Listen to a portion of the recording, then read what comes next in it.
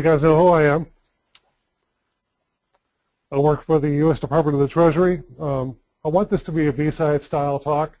If you guys have questions, just blurt them out. We'll pause the presentation and I'll do my best to answer the questions.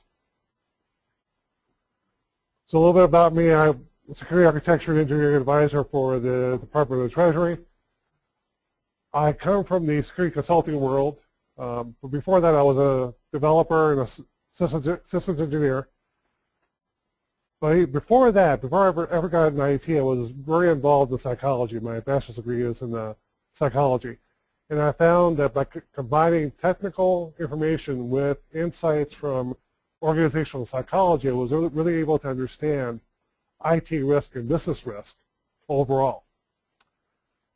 I also contribute to, CSO Online, InfoSec Island, and I have my own blog, Securelexicon.com. Today we're going to be looking for preparation for a social engineering engagement, the strategy planning involved, tactical planning, and then we'll go into the client engagement. And it's worth noting that anything I say here are my opinions and not those of the Department of the Treasury. I know. So for those of you who don't know what social engineering is, it's a con game.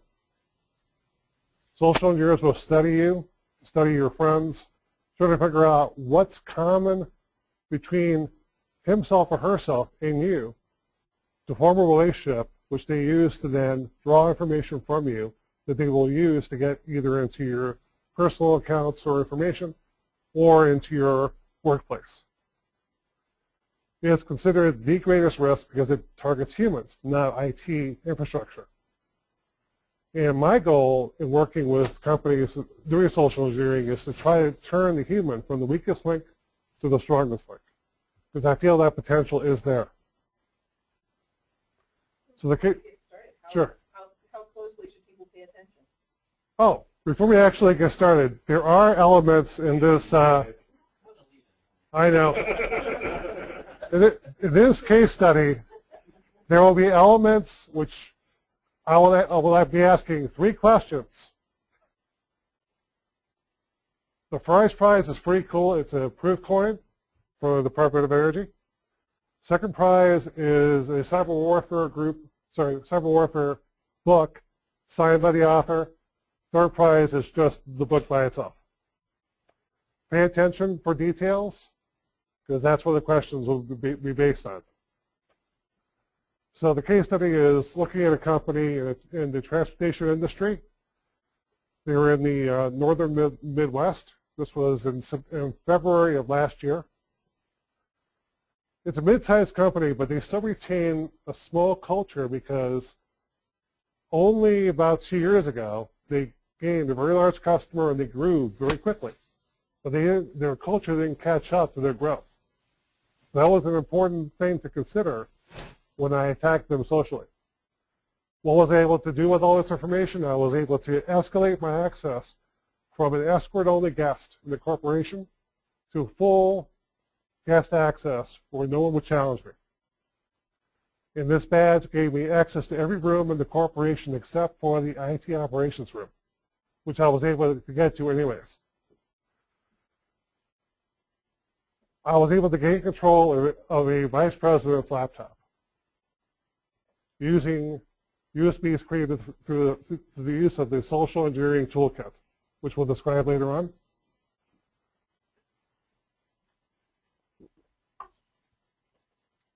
And I was able to collect employee credentials from the operations room. This is a story of how I did all this cool stuff. So our mission, as described by the client, was to gather user credentials and to see what secured rooms I was able to get into. Now, as any good client will do, there were limits to what I could do. I couldn't steal people's cars. I couldn't follow people. I couldn't steal their stuff. I couldn't attack their personal email addresses. I also couldn't steal the couldn't steal the property of the company, and I could not attack the server room infrastructure itself through social engineering. First thing I did was Google hacking. Who here does not know what Google hacking is? Google is a search engine. Hacking with Google simply uses search operators within Google to look for specific things. In this case, I was able to put in the company name and look for anything out there with the extension of DOC for Word documents, XLS for Excel sheets. I was also able to look for information in the internet as a whole about what other people thought of this company and what they knew about it. With Google hacking, I was able to get customer lists. I was able to get supplier names, email addresses.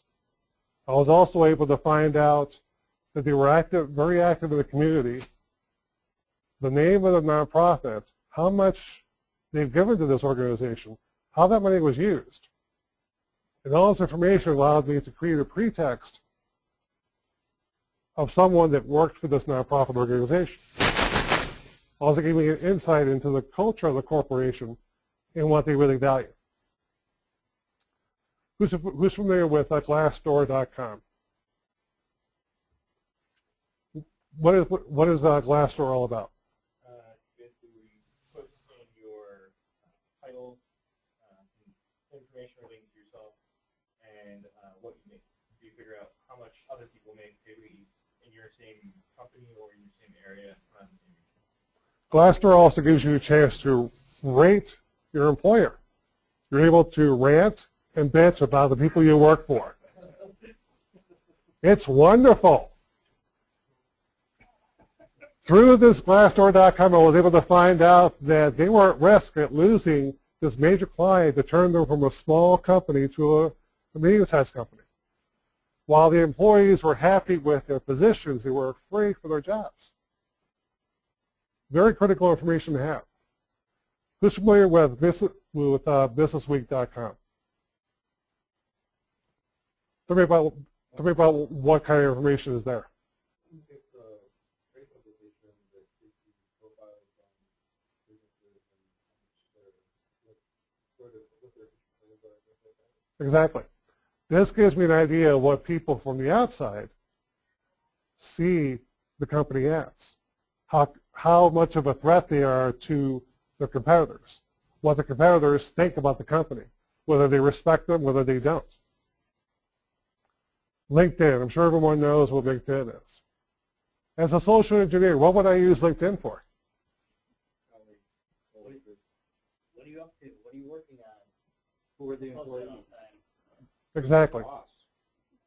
I was able to use LinkedIn to identify key employees to target, but only after collecting all this base information, because that base information was able to inform me what type of people to go after and what groups they belong to. Because just grabbing random employees is not going to really help you. You need to know what you're looking for and why you're selecting the employee. Question. Yes. If I'm reading you correct, you started with Google hacking, you worked your way down through your list, getting more and more targeted as you went down? Correct. Yes. Google hacking allowed me to sort of throw a big fish net out there and drag any information I was able to get about the company, both from the looking from the outside in, but looking from the inside out. And then I was able to organize this into groups of information to profile the company's culture, to profile different groups within the corporation, but also to profile the way that the company is esteemed from within and without. In Facebook, what would I use Facebook next? Any ideas? To understand the individual people that you're targeting, what they are like personally. Exactly. You've got more personal information in Facebook than in LinkedIn. Now, why would I care about all of a sudden individuals? Why is that important to a social engineer? Wolfgang? Well, you know more about the personality, what they're thinking about, things that you're not going to find out professionally. You find out what you're interested in personally and be able to approach them on those type of topics. Exactly. Nonprofits. As a social engineer, you will rarely ever influence groups. You want to understand groups because groups hold values, as we'll see later on, that are representative of what individuals will think. And then you can pick out, in a targeted way, how to approach individuals. And Facebook enhances your ability to do that. So here, sorry? How long do recon gigs last? For this company, it was about 6 hours a recon. What was the scope of the hours for the entire engagement? Had about 30 hours. So here's a screenshot of what a Google hack looks like. Obviously, I'm not going to show you what I actually did with the client. Well, I know, it's terrible. But it's representative of what you would look for. Here we have an example of someone looking for a string teacher assignment within Symantec.com. You can easily imagine me using the client's website to look for incidents of a particular string within their web content. So I was able to use this to profile their major executives, news about what's been happening in the company, but also a lot of business details. This is the MacDaddy of social engineering data information. As I noticed, I had all this information, but it was really tough for me to organize it. I only had so many hours. Right. So what am I going to do? Okay. Excel sheets? No, that's going to waste time. Word documents? Forget that. Dump all the data into Maltego and organize it visually. And then use different transforms doing name server information. You have a question? So is this sort of like the Drake framework where you can just dump information from different sources? Well, Drake framework, the question was, is this like Drake? It's not. Drake is meant for information sharing across teams.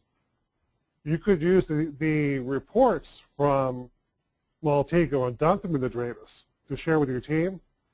This is more of a database designed to share information that you've gathered from other sources, but also to find out new relationships. So this will actually go out to the different social media sites like Twitter, Facebook, and any others, and actually search for stuff you've already found. So it allows you to organize what you found through Google hacking, but also find new relationships. If you think of it almost like pivot tables for personal metadata. That's a great example. Any other questions about Maltego?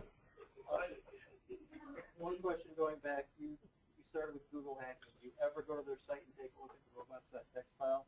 See what Of course. Yeah. Some things cannot be unseen. Do not go to Iron Geeks.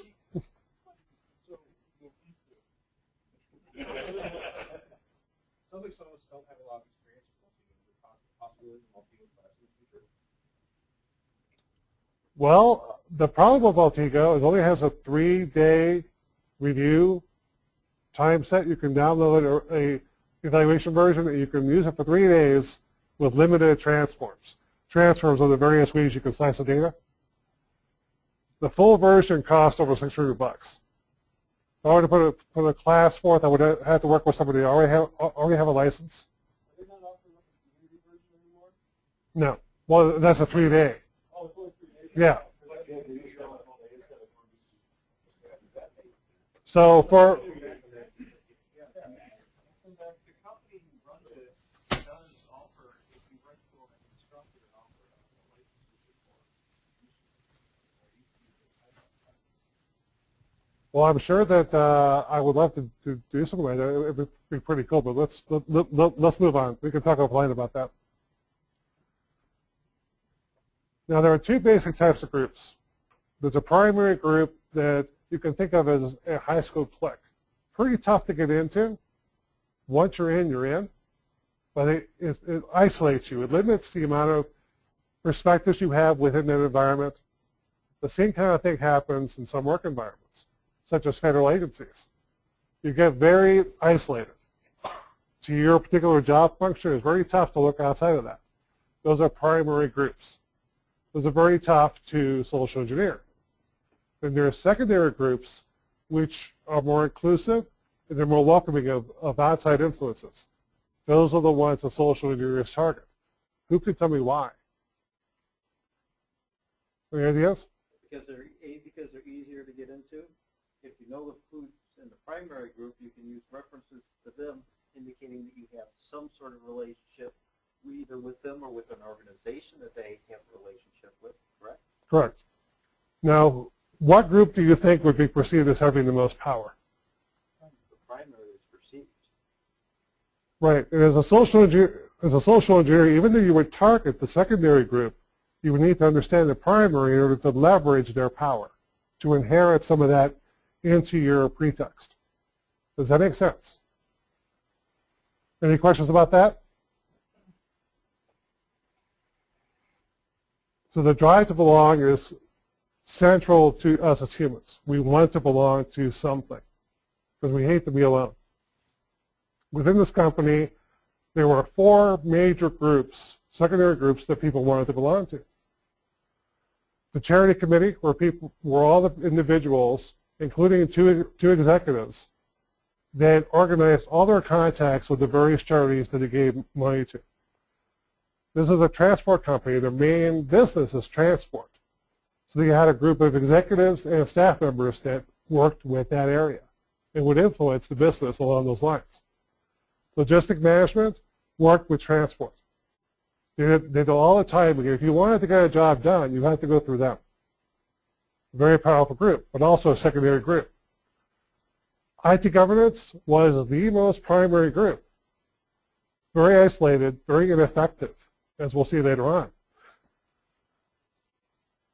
Social engineers will control the need of people to bond by identifying the different groups and choosing which one they want to move one person from one group into another group to manipulate the strength of any given group. Now, why would someone want to do that? The person who they move into another group obviously doesn't have the same bond, so you're basically creating a little hole in the core of the group you're moving into. Exactly. Much like a lot of the reality shows, when they choose the person to knock off the island, you want to get rid of the strongest person within the group.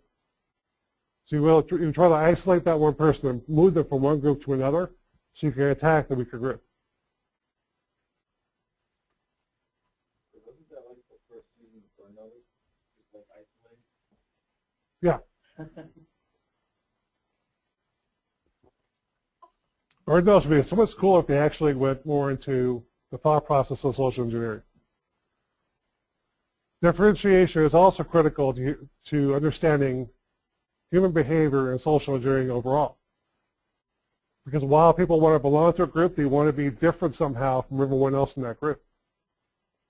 Now, within this company, differentiation was awarded through, positive differentiation was awarded through performance awards, personal achievement awards, and team leadership. Now, how would I go about identifying people that had all these marks? What are some ideas that you would use to identify people that achieved these differentiators?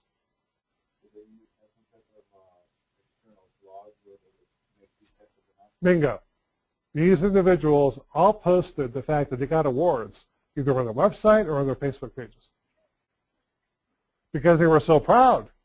They were excited. I got an award. Promotions on LinkedIn. Yep. So all I had to do was do a couple of transforms on MALTEGO, and boom, boom, there you go. Pulled that into my pretext information, and I knew who to target.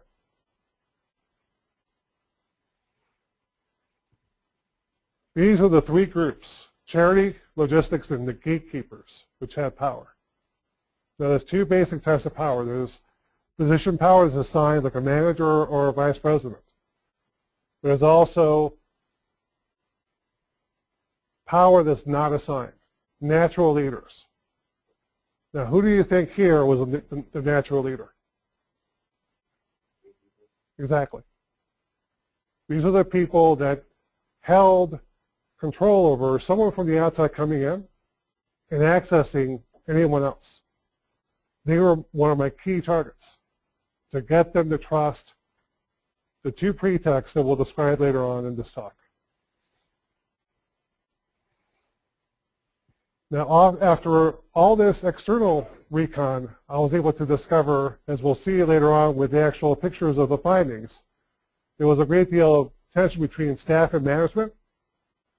I was able to determine all the IT infrastructure used by the employees as well as the server area. I was able to find out all the charities that they had given to, the amounts of money that were given to them, as well as how the money was used, and the identity of all the board members of these nonprofits. I was able to determine the dress code and all the key communicators, including one person that knew every single person in the company but was no longer there. Now, why would that be important?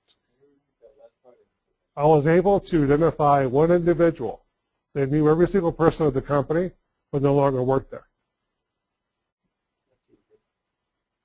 If you can convince everybody else you have a relationship with them, or you just gain status. Exactly. And that's exactly what I use this person for. Can you repeat that for the people listening? I was able to take information off Facebook and LinkedIn of this previous employee that knew everybody and know enough about this person to portray myself as their friend, and thus inherit all the esteem and respect that people have for this person as attributes of my own personality. I'm sorry? You could be said as meta attributes. You take advantage of the things like, oh, former Netigy, Exactly. alumni or whatever they call it now, naming companies. And the critical part was the fact that I found out that this company shared a space with 8 other firms. Now, why would that be important? Or you could, or as what I did, you can go as someone that works for the company and management manages the entire complex building. Exactly. A authority figure that's not associated with the company and thus is not a threat to the people working there. Yeah, they're also more used to seeing people that aren't of their company wandering around in different areas. Exactly. It'd be very hard for me to walk into the federal building as a social engineer, because right away, boom, they would ask for ID. Now, what's interesting about this photograph? You can see the name of the charity on the check-in shirt and the amount. You know what the individuals look like before you set it up for us. They're all tagged. That's the good part. Here we have a photograph that shows me the dress code of both staff members, but in the back they're executives. I know now how the staff members dress and how the executives dress. This picture was taken at their office, so I know what their office looks like. I know the charity, the amount of money, which we'll see later on. I know the individual that used to work there. I now was able to focus in on that person's profile. And I know about the time frame this was happening right over Christmas time. All information that was pulled off Facebook. And here we have our friend John L. This person, 145 friends, every single one of them works at this company. This person was the individual that put them in touch with all the nonprofits they work with. So he was perceived as being one of the most powerful people, but he was a staff member, never an executive, but he had more power than the president of the company.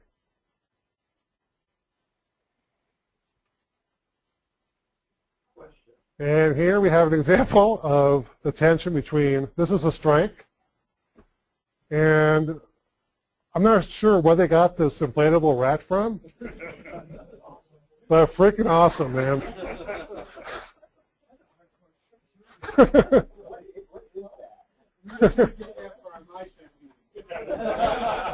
that in the marketing lot. We need a roll to go next to it. It's because that's kind of a roguish rat.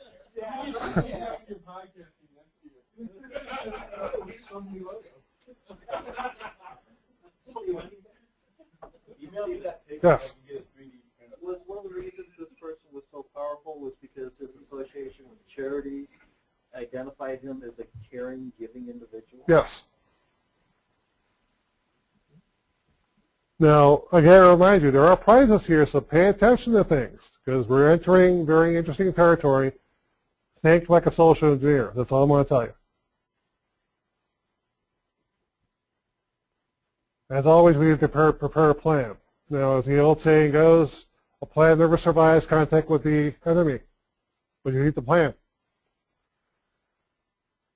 First, I had to decide what kind of exploits I would use if I ever got lucky enough to be in an office alone with a laptop with a USB stick. So I chose to use the social engineering toolkit to create malicious PDF payloads that were on USB sticks, put into nice envelopes from nonprofit organizations. I had to select pretexts that were credible within the organization, that were designed to not only get a hold of company assets, but also gain the trust of the gatekeepers, because I knew those were the ones that would give me the inherited credibility to access everyone else. Persuasion. These are the four basic things I try to keep in mind when interacting with people. Everyone there was afraid of losing that major client. I used that to my benefit. I was there to help them look better for this client. Yes? So, quick question. You actually had FaceTime with the employees, Yes. but they did not know the capacity that you were there. As you'll see later on, they did what I wanted them to, what I wanted them to see. But they didn't know your true capacity. No, of course not. Only a small group knew who I actually was, and they hired me. Were you targeting them as well? No. That's a It'd be pretty bogus to social engineer the people that hired you. Pre-sales, exactly. Social engineer your client is called pre-sales. Remember that.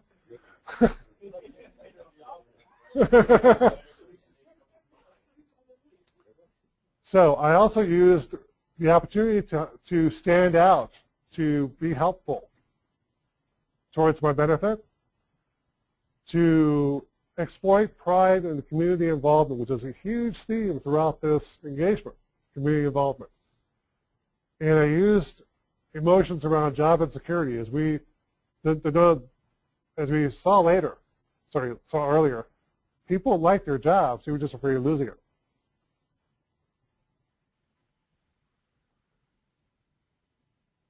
So targeting individuals for individual differentiation. I approached in the two pretexts, I was self-effacing. Now, think about the idea of self-effacement. Being seen as being human, able to make fun of yourself. Why would this be important when approaching a stranger? Exactly. You lower their defensiveness. You lower their guard when you're self-effacing. You're able to access more primal emotions to pull information. Correcting others, why would that be useful? Looks like you know what you're doing. Looks like you have a better idea of things than they do. So let's say that I were to be arguing with E-Time over there about what he does for a living. I feel really bad for you. Well, you would, but I wouldn't care, because he might actually say, well, no, you're wrong, and here's why. And actually give me more information than he would have by just talking what he was going to say. No. You're baiting them. Just like Len baits Wolf. Exactly. And always, you exploit the tendency of people to underestimate the value of information, because they don't see the larger scheme. They don't see that this piece can be connected with this piece to actually create a high-risk situation. This was one of the pretexts I used. I was an IT consultant hired by the building management. I wasn't part of the corporate greedy rats. I was there to make the company look better for the client. So I had to go there and do certain assessments. I had to do wireless assessment. I had to come in, take a look at how the records were being secured so the client would feel better. And you know what? If you help me out, I'll be sure to tell your manager and the executives that you help me out. This consultant, by their very nature of expression, by their confidence level, by their dress, would be perceived as a knowledgeable person that's due respect. They would automatically know they were hired by some executive. The nonprofit pretext would be targeting those people that would look at more the community involvement aspects of the company, caring about how the company is interacting with the community as opposed to those dirty rats. This pretext is going to target people that care about community values and how they relate to nonprofits as opposed to people that make money. Question for you. Yes. You've got all these different pretexts. How are you not being recognized as, wait, weren't you with building management last week? Because no one was paying attention. Everyone was in the little groups, and everyone was on separate floors. There were 3 floors. Bottom floor was IT operations. Middle floor was where the logistics and transportation groups were. Top floor was management. So each one of these pretexts was taking place in At different floors. different floor, Yes. different people. Right. So no one saw me the same way at any particular time. Because on the bottom floor, I was actually there to do a vulnerability assessment and a pen test. Yes. So were these all done in different days then? Yep. Actually, one of them I got lucky enough to hit 2 in the same day, but on different floors. Here we have a screenshot of the social engineer's toolkit. This is what I used to create the exploits with the malicious PDFs, but you can also do phishing attacks, website attack vectors. Who here has used the SET? What can you guys tell? You guys have probably used a lot more than I have. What can you tell us about it? You clone websites, you create all sorts of different attack vectors. You can create malicious USB keys to drop places that are not before or around the office. You tell people what put USB keys in, if they find it. So it's a pretty awesome tool. Yeah, it's been What's that? Yes. Yes.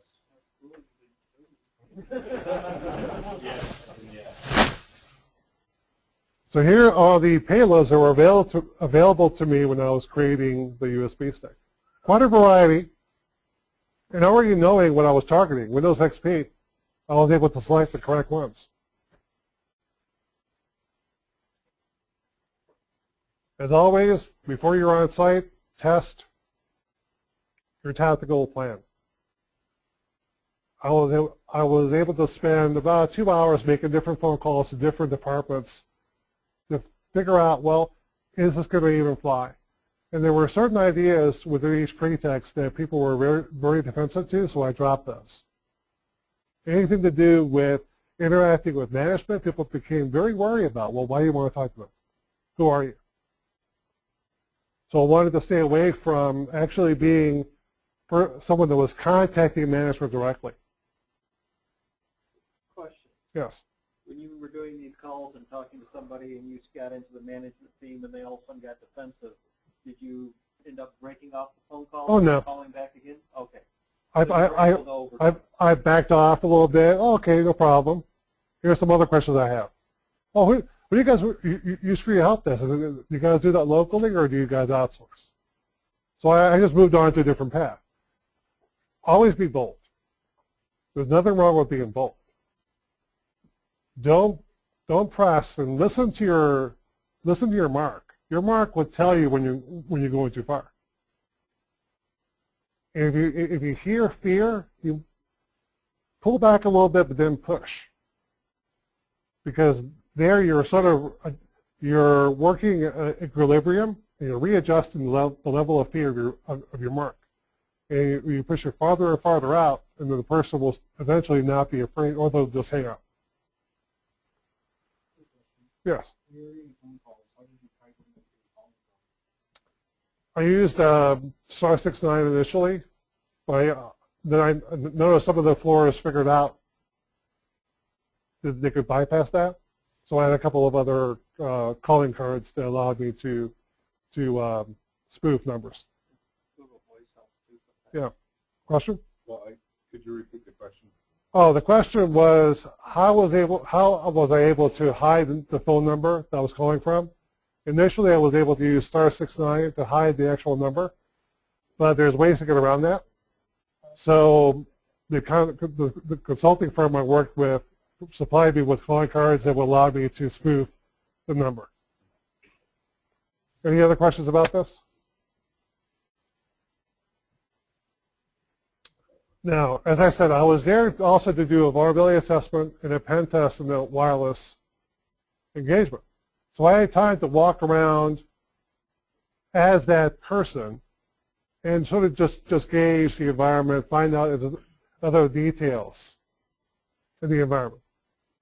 I wanted to see if there would be a probability of being challenged, if I would be able to tailgate in certain areas, and also to get more information about community involvement. This was taken just outside of the elevator bank. I have pictures, and this is a laminated card. What's interesting about this, these IDs are actual size. Perfect copies, except for the photograph, of what the IDs look like. So a social engineer could grab this, it was just taped to the wall, grab it, go over to Kinko's, make a high-def copy, replace the photograph, bam. I didn't do that. I wanted to see if I could actually escalate privileges myself. And also I found on that floor a list of names of key executives on that floor with their phone extensions. So I now need the names of everyone that worked there on that floor. As I described earlier, this company is very active in the community. I found displayed prominently on this glass display case this letter from a nonprofit organization stating the amount of the gift, what it was used for, how many families it helped, and an indication that they had a previous history with this client. This was gold. No, I'm sorry, platinum. This allowed me to know the full story of what was happening, know the executive to target. So, day one, actually starting the social engineering job. I had already finished doing my pen testing and VA work. I was just starting the wireless stuff. I went to meet the IT manager involved in physical security. He wasn't in his office. I stood outside of the main office where his sub-office was. Someone opened the door, asked me who I was. I introduced myself. Okay, well, he's down the hall. The guy walked away. I was left alone. As I was walking down, there was no one else in the office. This was early morning. I'm noting empty desks with planners, with monitors that were left unlocked. Took some photographs, as we'll see later on. And I walked all the way down to the IT manager's office, where I spoke for about half an hour with the secretary, collecting information about the company and the employees. Here we have two photographs of what I saw. Planner, purchase order, and contact information. Yes. Now, were you, when you took these photos, were you obvious about it, or did you have like, Well, I had a small camera. I just walked by, just, yep. No. It was a small box camera. I don't know, this is very. Well, see, there was no one there. So they're just able to. This was like 8:30 in the morning. People were pouring out. They probably went out for coffee. There was no coffee shop in the building. There was a Starbucks about 2 miles down the road. So they probably all went out to coffee and left their stuff in the desk.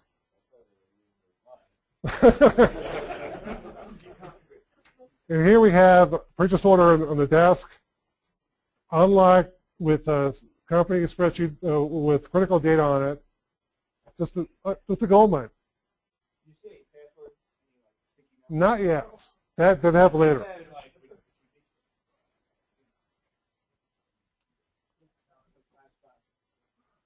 So the second day, I could not. The client would not allow me to show these photographs. But on the second day, there was a snowstorm. I showed up at about 9 in the morning. The consultants, the IT staff that worked in the IT operations room where I was doing my work, they weren't there yet. So I was just sitting outside reading a book, and a liaison for the Department of Defense walks up, asks me, who are you? Well, I'm an IT consultant here to help the IT operations staff do a security assessment of the building. Oh, let me let you in. Didn't ask me for ID. Didn't try to verify who it was. Didn't make a phone call. Just let me in. The best part is you left me alone for 2 hours. At which time I was able to take photographs of network diagrams. I found a test computer with a password taped to the side, log in, and a bunch of user credentials were stored as test accounts, which were valid passwords, production passwords being used as test accounts.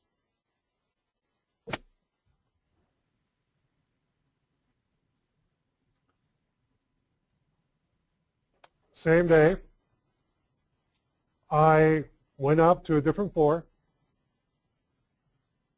acting as a member of the nonprofit board.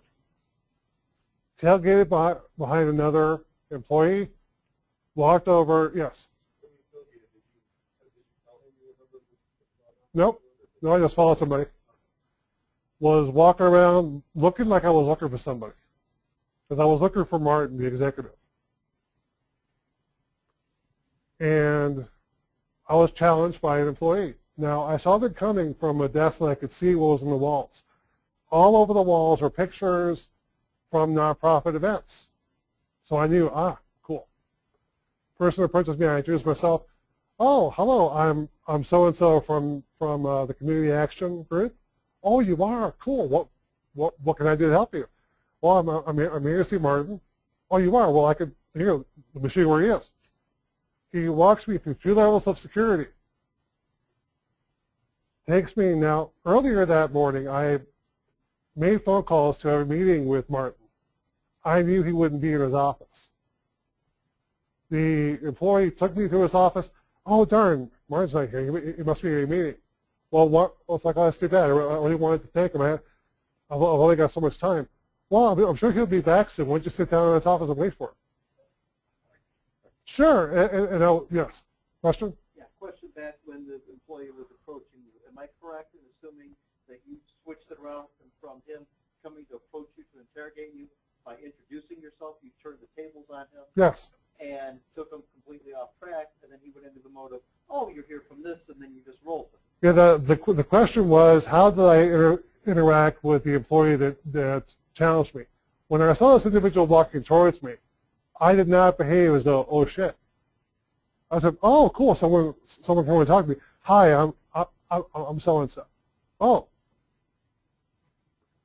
So this person was willing to take me through 2 layers of physical security to the executive's office, leave me alone in his office to wait for the executive that I knew wouldn't be there for about 2 hours. Here is a picture of the executive's office. Now, to his credit, the laptop was locked, but the default screensaver is there, showing me he has a Windows XP box. So I pull out an envelope with a exploit designed for a Windows XP box. Boom, left it by his laptop. Now notice, yes, because it was locked, and I didn't want to look too suspicious. All of a sudden, what's this USB stick plugged in? It was an envelope labeled from a nonprofit organization that I gotten by going to visit the nonprofit earlier later on the day before. Like a letterhead, right? There was a letter in it, and the USB was in there as a special document that was in PDF format. And then, of course, because it was on its desk, obviously it had been screened before it got there. Exactly, right? The executive assumed that it had already been screened, so it must be okay to plug it in. Now, the rules of engagement did limit me to corporate addresses. But as you notice, there was also a great piece of personal information here. We know he's a sports fan. How do we know that? Sports Illustrated. Right. So if that had not been a factor in the rules of engagement, I could have brought me attack to attack the executive's email and the executive's home, which has happened on other engagements that some of my colleagues have done. Any questions about this?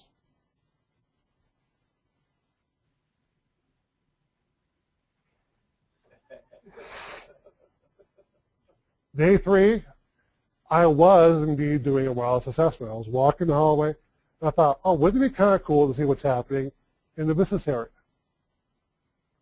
So I thought, okay, I'm going to act as though I'm the IT consultant for the complex. Walked in. I was challenged by the gatekeeper, the receptionist.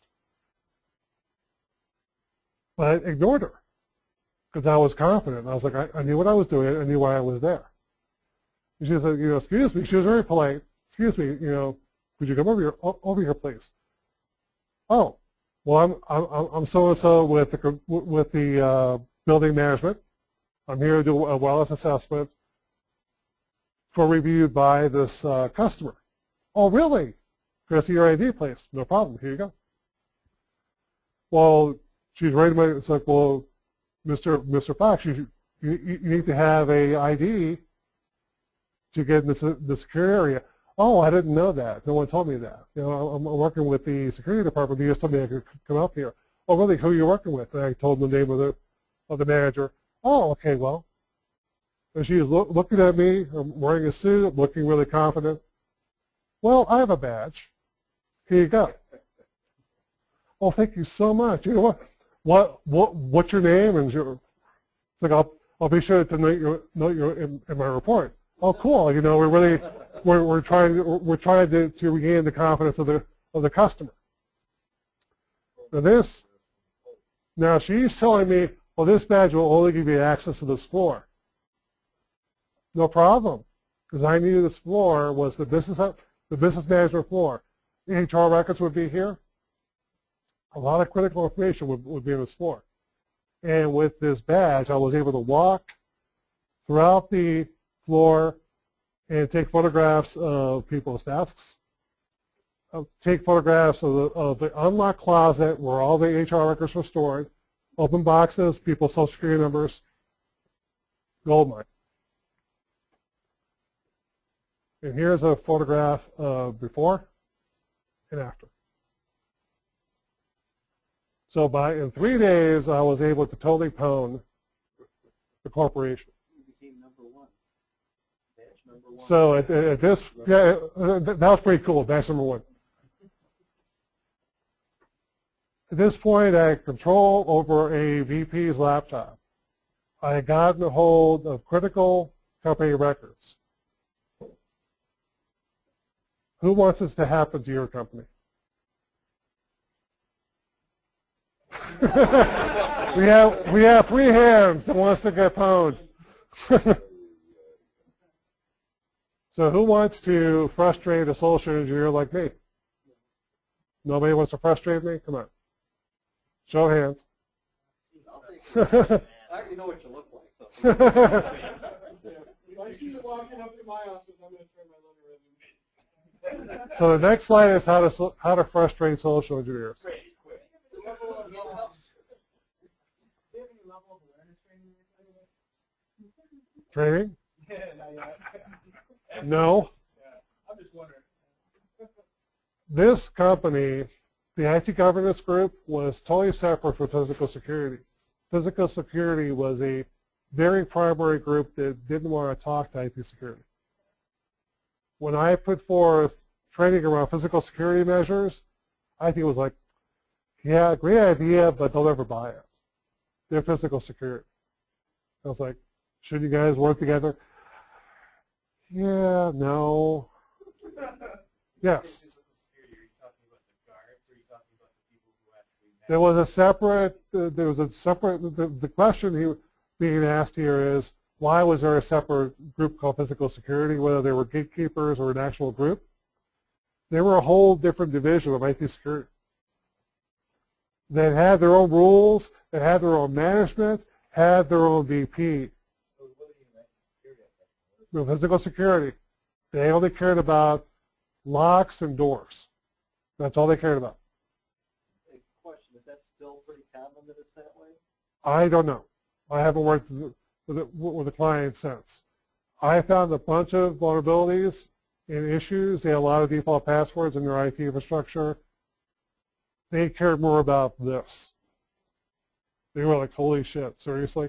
Because on the second day when I was walking around, second day when I was walking around after getting into the executive's office, the guy that hired me saw me.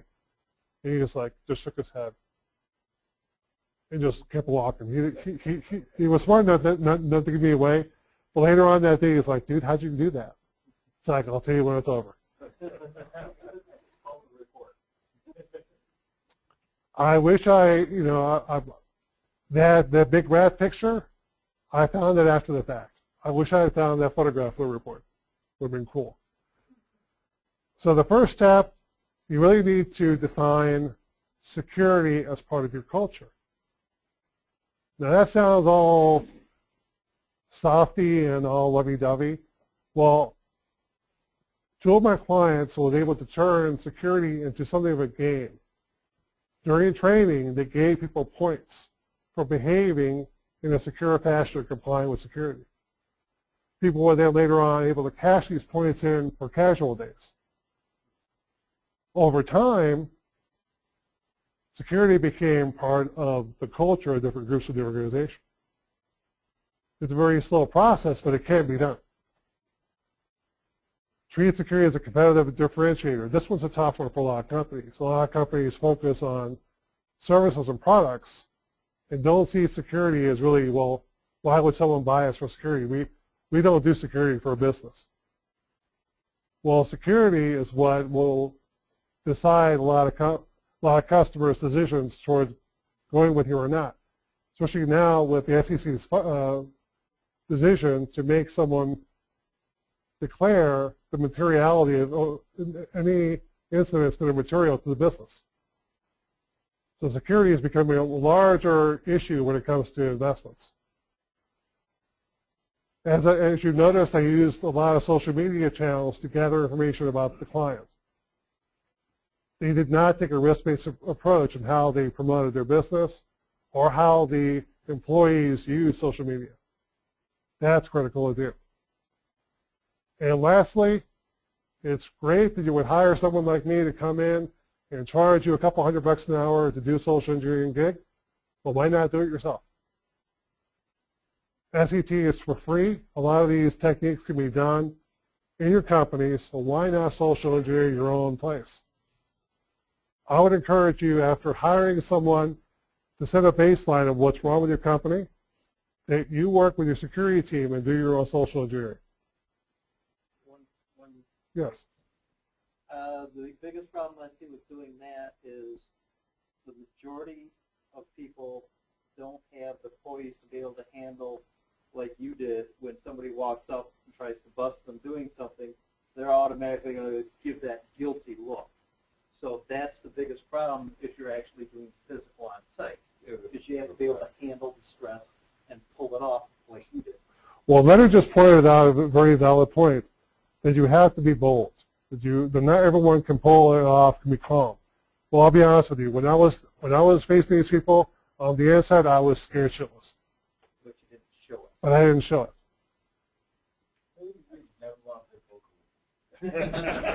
Go ahead. Mindset poker. With social engineering your own company, because it seems like the potential exists for some kind of soft pressure to be exerted on that person to like make it such that the company passes the pen test. Okay, another point that was brought up is that by social engineering your own company, that you're under some sort of pressure that the company will pass. Well, that's the fault of the company.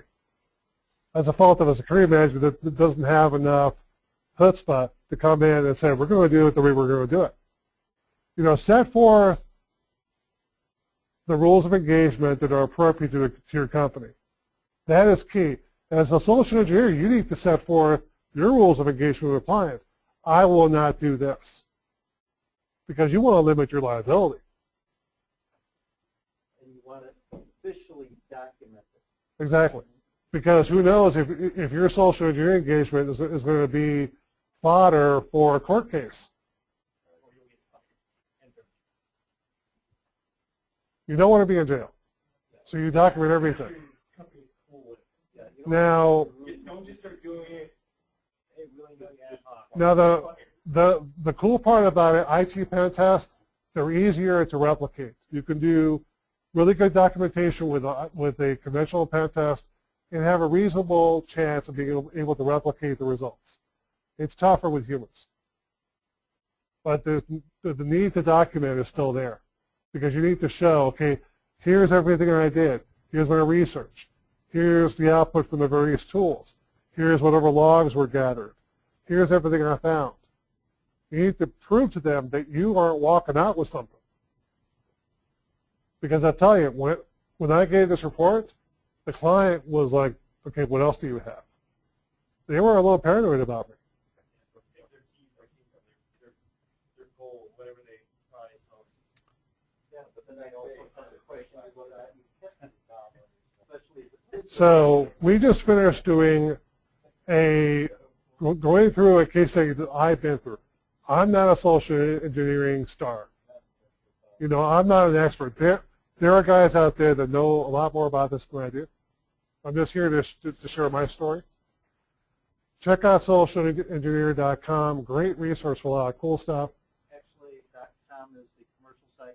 .org is where you find. .org. Okay, socialengineer.org is more of the free framework that's available. Gregory Hartley, he used to do a lot of military intelligence stuff. Get people to do what you want. Great book. There's a great book on corporate intelligence gathering by John Nolan, and Chris Hadnagy has a great book on social engineering. Any other questions? I can add the research is something I found. Dave Kennedy has a site, One Dave, One Cup. Yeah, Dave, No, but it's really, it's a cataloging of a lot of his community presentations. So a lot of these flash sites are flash videos of him actually telling you in depth, when they're like hour to 2 hour long, him giving real professional talk on security. And since he's one of the guys who made that, it was, I think it was probably worth your time to sit down and watch him. Great. Any other questions? More of a comment. You mentioned that a lot of customers are based on who they go with now based on security. Remember at the beginning when I said I work in healthcare, right? One of our clients actually was putting us through what equates to another SAS 70 audit with their own name on it, the way they want it done, before they even sign the contract. But it's actually more stringent than SAS 70. Anybody else?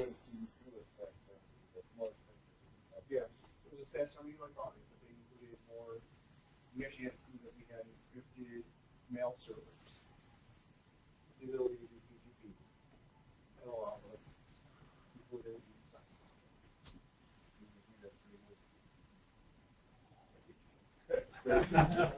Wow. Well, thanks So if you guys have any other questions you think of after the fact, feel free to contact me at sfox@securelexicon.com. Now for the quiz. I'm going to have 3 questions for you guys. First prize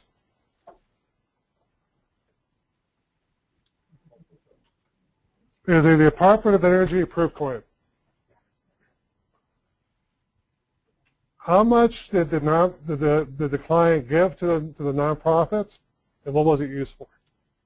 25,000 For me, versus I think it's about 90 turkeys or Christmas chicken.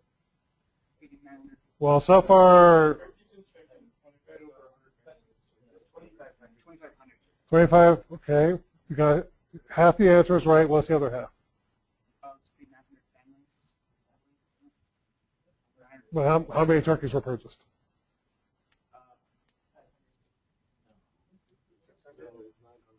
150. We need a photographic memory. All right, good enough. There you go. All right, What was the answer? What was the answer? Yeah, how many? the answer was 150. Well, he said it first. All right, we have a copy of Cyber Warfare by Richard Clark, and it's autographed. What was the name of the executive? Martin. You got it first.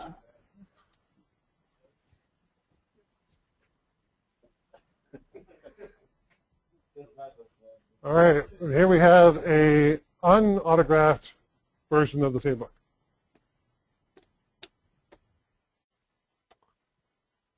Trying to think of a good one here. What was happening in the slide with the giant rat?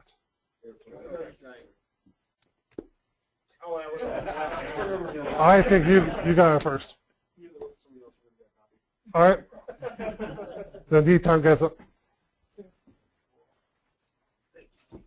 All right. Thanks a lot, guys. Appreciate your time.